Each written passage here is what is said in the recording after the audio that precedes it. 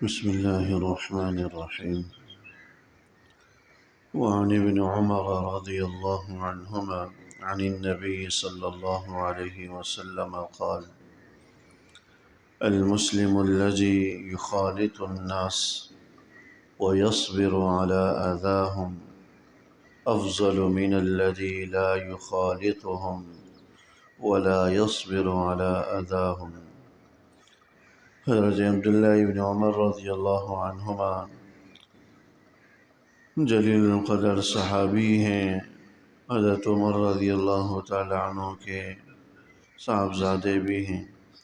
حضور علیہ السلام کا ارشاد گرامی نقل فرماتے ہیں: المسلم الذي يخالط الناس ويصبر على أذاهم۔ وہ ایمان والا وہ مسلمان جو لوگوں کے ساتھ مل جل کر رہتا ہو، وَيَصْبِرُ عَلَىٰ أَذَاهُمْ، اور پھر لوگوں سے ملنے والی یا پہنچنے والی تکلیفوں پر صبر کرتا ہو، ایسا شخص اس ایمان والے سے زیادہ افضل ہے جو لا یخالط الناس، جو بالکل الگ تھلگ رہتا ہو، درویشانہ زندگی اختیار کرتا ہو، کسی سے میل جول نہ رکھتا ہو، ولا یصبر علی اذاہم، اور نہیں وہ لوگوں سے پہنچنے والی تکالیف پر صبر کرتا ہو۔ اس حدیث مبارک کے اندر جو بات بیان کی گئی کہ کوئی ایمان والا، کوئی عالم، کوئی بزرگ، کوئی درویش، کوئی صوفی پیر جو لوگوں کے ساتھ اختلاط رکھتا ہو، باقاعدہ لوگوں کے درمیان رہتا ہو، میل جول رکھتا ہو، تعلق رکھتا ہو۔ کچھ لوگ وہ ہوتے ہیں، کچھ بزرگان دین وہ ہوتے ہیں جو پہاڑوں کی زندگی اختیار کر لیتے ہیں، ویرانوں کی زندگی اختیار کر لیتے ہیں، بالکل دنیا سے کٹ جاتے ہیں، الگ تھلگ ہو جاتے ہیں، اور غاروں میں، قبروں میں، حجروں میں بند ہو جاتے ہیں۔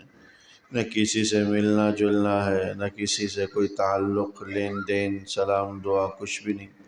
ہر وقت وہ عبادت میں لگے رہتے ہیں۔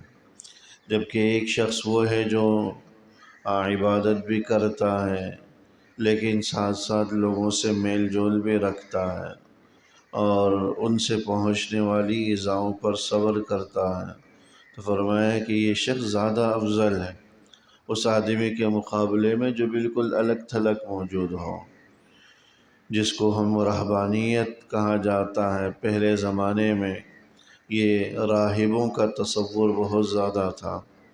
حضور علیہ السلام جب شام کے سفر پر تشریف لے گئے تو ایک عیسائی راہب جس کا نام بحیرہ تھا، اس سے ملاقات کا واقعہ بھی سیرت کی کتابوں میں موجود ہے۔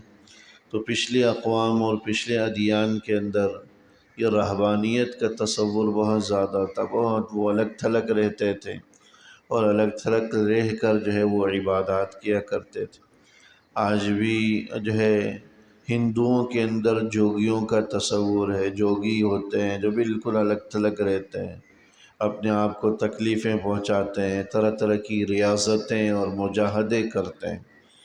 تو اسلام نے رہبانیت کی تعلیم نہیں دی۔ اسلام نے کہا کہ آپ لوگوں کے درمیان رہیں، وہ جو عبادات کی اللہ توفیق دے رہا ہے بس اس کا اہتمام کریں۔ اس لیے ایک حدیث میں فرمایا گیا کہ لا رہبانیت فی الاسلام، کہ اسلام کے اندر رہبانیت کا یعنی بالکل الگ تھلگ ہو جانا، لوگوں سے قطع تعلق ہی کرنا، اس کا اسلام کے اندر کوئی تصور نہیں ہے۔ اسلام تو اسی کی تعلیم دیتا ہے کہ آپ اللہ کی عبادت اور بندگی بھی کریں اور ساتھ ساتھ میل جول بھی رکھیں، شادی بھی کریں اور بیوی بچوں کو بھی پالیں، ان کا بھی خیال کریں۔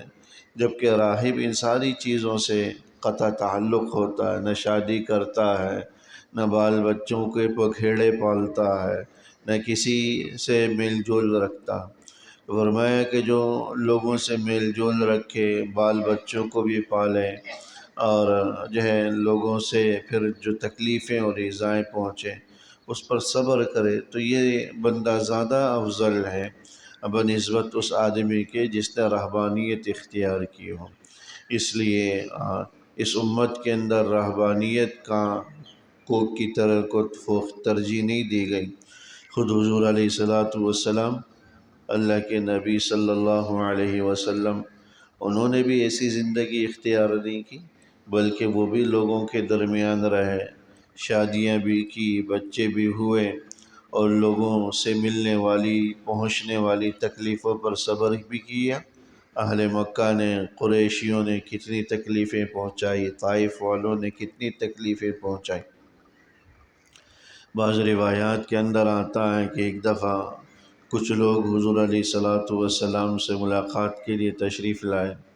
ابھی ملاقات ہوئی نہیں تھی یا حضور موجود نہیں تھے، وہ آپس میں گفتگو کرنے لگے اور یہ کہنے لگے کہ بھائی حضور علیہ السلام کا مقام تو بڑا بلند ہے، اور حضرت عائشہ رضی اللہ تعالی عنہ سے حضور کے معمولات پوچھا تو حضرت عائشہ رضی اللہ تعالی عنہ فرمانے لگی کہ وہ تو بس تم لوگوں کی طرح، عام لوگوں کی طرح ہی ہوتے ہیں اللہ کے نبی، اور جس طرح عام لوگ گھر میں رہتے ہیں، گھر کے کام کاج بھی کر لیا اور تھوڑی عبادت بھی کر لی، آرام بھی کر لیا، گھر والوں سے تعلق بھی رکھا، گھر کے کاموں میں ہاتھ بھی بٹھایا، جس طرح ایک عام فرد رہتا ہے ایسے اللہ کے نبی رہتے ہیں۔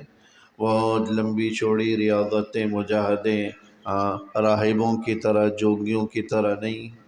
تو وہ آپس میں کہنے لگے کہ بھائی اللہ کے نبی کا تو مقام بڑا بلند ہے، انہیں ان ساری چیزوں کی حاجت نہیں ہے، وہ لمبی چوڑی ریاضتیں نہ کرے تو کوئی بات نہیں ہے، ہم لوگوں کا مقام نیچے ہے۔ لہٰذا ایک نے عہد کیا کہ میں ہمیشہ روزہ رکھوں گا، کبھی روزے کو ترک نہیں کروں گا۔ ایک نے کہا کہ میں ہمیشہ جو ہے نا رات بھر عبادت کروں گا، کبھی سوؤں گا نہیں۔ تیسرے نے کہا کہ میں کبھی شادی نہیں کروں گا، بال بچوں کو نہیں پالوں گا، بلکہ صرف خلوت و تنہائی میں اللہ کی عبادت کرتا رہوں گا۔ حضور علیہ السلام کو جب ان کی باتوں کا پتہ چلا تو سخت ناراضگی کا اظہار فرمایا، اور فرمایا کہ مجھے دیکھو، میں تو شادی بھی کرتا ہوں، بیوی بچوں میں بھی رہتا ہوں، کبھی عبادت کرتا ہوں، آرام بھی کرتا ہوں، لوگوں کے حقوق بھی رکھتا ہوں، ادا کرتا ہوں، اہل و عیال کے حقوق بھی ادا کرتا ہوں، اور جو ہے لوگوں کے ساتھ میل جول بھی رکھتا ہوں، ان سے ملنے والی پہنچنے والی تکلیفوں پر صبر بھی کرتا ہوں۔ تو ہمارے لیے تو حضور علیہ السلام کی حیات طیبہ ہی آئیڈیل ہے، اسی کے مطابق ہی زندگی گزارنی۔ اس لیے لوگوں سے میل جول بزرگوں کا طریقہ رہا ہماری اس شریعت کے اندر کہ وہ درمیان میں ہی رہتے تھے۔ آج بھی لوگوں کا ذہن تقریباً یہی ہے، جو بالکل الگ تھلگ رہتا ہو اور سمجھتے ہیں کہ بزرگی کا معیار ہی یہی ہے، جو بالکل پہاڑوں میں رہتا ہوں، الگ تھلگ رہتا ہوں، کسی سے میل جول نہ رکھتا ہوں، بالکل خلوت و تنہائی میں رہتا ہوں، لوگ سمجھتے ہیں کہ تو بڑی پہنچی ہوئی سرکار ہے اور بڑا جو ہے اس کا پہنچا ہوا مقام ہے۔ لیکن اللہ کے نبی فرما رہے ہیں کہ وہ عالم، وہ بزرگ جو ہے لوگوں کے درمیان رہتا ہے، لوگ اس کو اتنا مقام نہیں دیتے، وہ سمجھتے ہیں کہ وہ جو بالکل جس نے تنہائی اختیار کی ہوئی بڑا پہنچا ہوا فرد ہے، اور جو عام مجمع میں رہتا ہے، عام لوگوں کی طرح رہتا ہے، وہ تو ہماری طرح ہی ہے، اس میں کیا کوئی خاص بات۔ حالانکہ اس حدیث کے روح سے بھی اور حقیقتاً بھی لوگوں کے درمیان رہنا یہ الگ تھلگ رہنے کے مقابلے میں زیادہ مشقت کا باعث ہوتا ہے، اور جو دین کے لیے جتنی زیادہ مشقت اٹھاتا ہے وہ اتنا ہی عند اللہ اجر و ثواب کا حقدار ہوتا ہے۔ اس لیے لوگوں کے درمیان رہنے میں بس اوقات ان کی دینی خیر خواہی، دینی تربیت بھی ہو جاتی ہے، ان کی دینی مسائل کا حل بھی ہو جاتا ہے، ان کی پریشانیوں میں مدد معاونت کا بھی موقع مل جاتا ہے، ان سے ملنے والی تکلیفوں پر صبر بھی ہو جاتا۔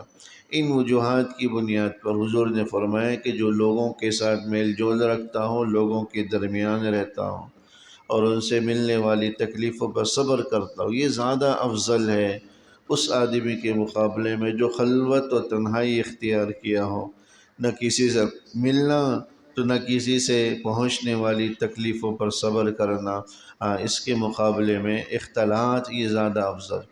ہاں کبھی کبھار خلوت نشینی بھی کرنی چاہیے، دونوں راہیں انسان کو اختیار کرنی چاہیے۔ کچھ وقت تنہائی کا اللہ کی عبادت کے لیے بھی اپنے روزمرہ کے اوقات میں مختص کریں، اور کچھ وقت لوگوں کے ساتھ ان کی خیر خواہی، ان کی دینی تعلیم و تربیت میں بیٹھائیں۔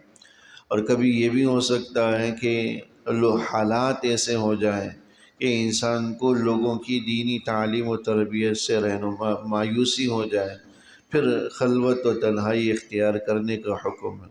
جیسا کہ بعض روایات کے اندر قرب قیامت کی علامت بتلائی گئی کہ فتنے اتنے عام ہو جائیں گے، اتنے جو ہے نا عام ہو جائیں گے، جس طرح رات کی تاریکی ہر چیز کو ڈھانپ لیتی ہے، فتنے ہر چیز کو ڈھانپ لیں گے۔ ایسے موقع پر کیا کریں؟ حضرات صحابہ نے پوچھا تو حضور نے فرمایا کہ کونوا کا احلاسی بیوتکم، تم اپنے گھروں کے ٹاٹ بن جانا، اپنے گھروں کی چٹائی بن جانا۔ جس طرح گھر کے کمرے کے اندر بچھا ہوا ٹاٹ 24 گھنٹے وہیں رہتا ہے، وہاں سے ہٹتا نکلتا نہیں، ایسے ہی تم بھی گھر کی اور خلوت کی تنہائی کی زندگی اختیار کرنا۔ یہ اس وقت ہے جب لوگوں کی تعلیم و تربیت سے مایوسی ہونے لگے اور فتنے عام ہو جائیں، ورنہ عام حالات میں اختلاط اور میل جول ہی افضل ہے۔